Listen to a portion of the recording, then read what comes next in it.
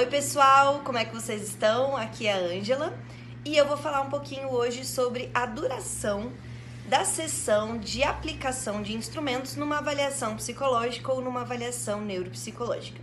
Eu achei importante trazer essa temática porque na minha prática, nos últimos meses, eu tive uma experiência, várias experiências na verdade, de entender se a quantidade de minutos que eu disponho do meu tempo por sessão é o suficiente para determinados tipos de paciente ou se é pouco. Eu sempre trabalhei com sessões de 50 minutos a 1 hora, por ser o hábito que a gente tem de trabalhar com pacientes em psicoterapia. Para avaliação, eu entendi que 50 minutos era pouco, então eu comecei a trabalhar com 1 hora. Dependendo do caso, dependendo do paciente, principalmente na sessão de entrevista, 1 hora às vezes se faz pouco, então 1h20, 1h30 às vezes é necessário.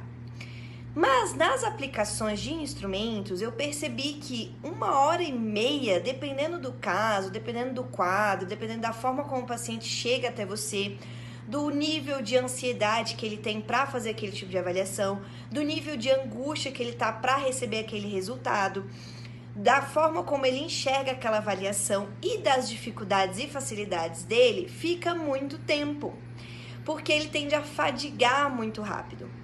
Então, o que eu sugiro para vocês e o que eu comecei a fazer na minha prática? Eu separo 1 hora de sessão para a aplicação dos instrumentos, mas eu sempre me deixo flexível para terminar um pouco mais cedo, caso o paciente não dê conta de continuar pela fadigabilidade dele ou qualquer outro motivo que venha aparecer. E aí nisso a gente tem que ter consciência de que a gente vai precisar fazer talvez mais quantidades de sessão, que são sessões menores, mas a gente vai prolongar um pouco mais essa avaliação em termos de semanas ou dias, depende de como você trabalha, né? E também se permitir, em alguns momentos, passar um pouquinho de 1 hora para, muitas das vezes, encerrar algum teste que você começou a aplicar e que, muitas das vezes, extrapola um pouquinho. Tem alguns testes que não tem tempo, então o paciente pode ficar ali pensando, refletindo sobre aquela questão, aquela situação, e isso faz com que o tempo passe um pouquinho mais.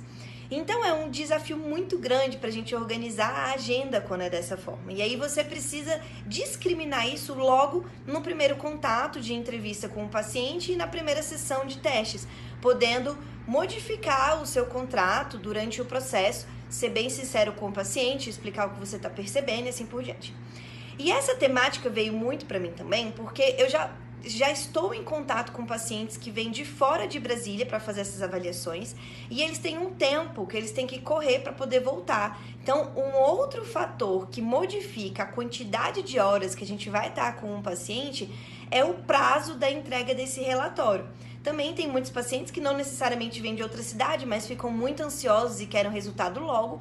Eles querem, por exemplo, sessões 2 vezes por semana. E aí você pode se organizar para fazer 1 hora ou 1h30, mas tudo vai depender de como o paciente está, de como ele chega até o seu consultório.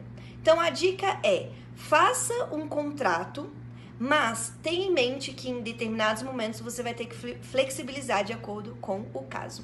Espero que tenha sido útil essas informações e a gente se vê no próximo vídeo.